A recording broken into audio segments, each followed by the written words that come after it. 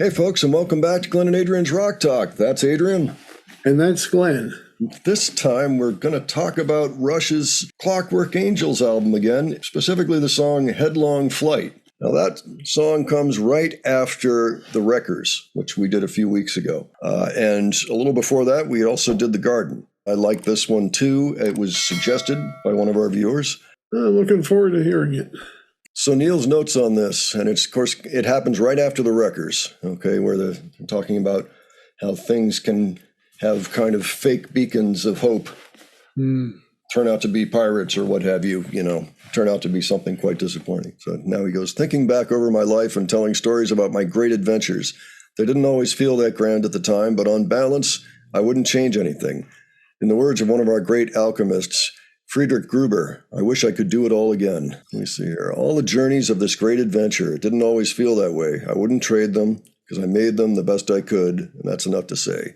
This is some personal stuff, I think. Some days were dark. I wish I could live it all again. Some nights were bright, holding on with all my might to what I felt back then. Wish I could live it all again. Yeah, sounds fairly introspective, which means it fits right in on this album.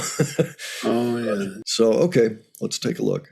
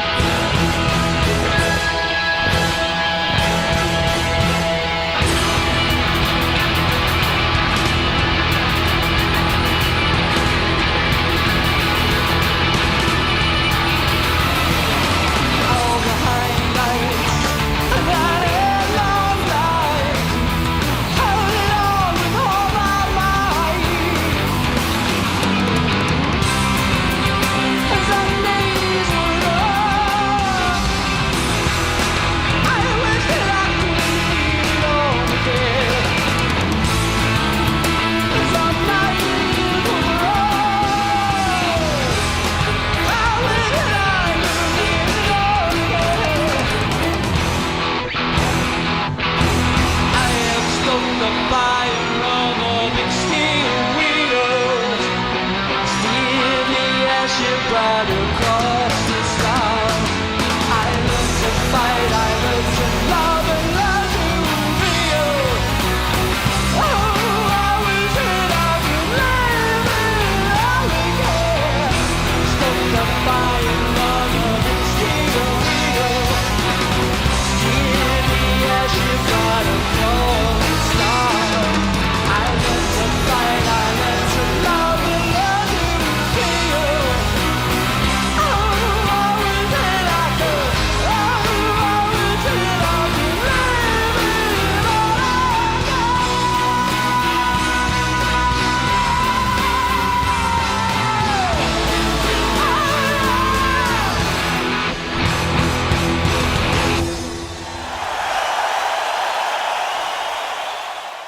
I was going to comment on, I was going to say it was the bridge, but it wasn't the bridge. I think it was like the second half of the chorus or something. And there's just this moment where they hit a chord and Geddy is doing something different with his vocals. And it sounds dissonant, but it works. It belongs. Yeah. Oh, I agree totally. Yeah. You know, I remember you mentioning in one of the previous videos that you couldn't really imagine Rush playing, say, 90s music or the grunge stuff.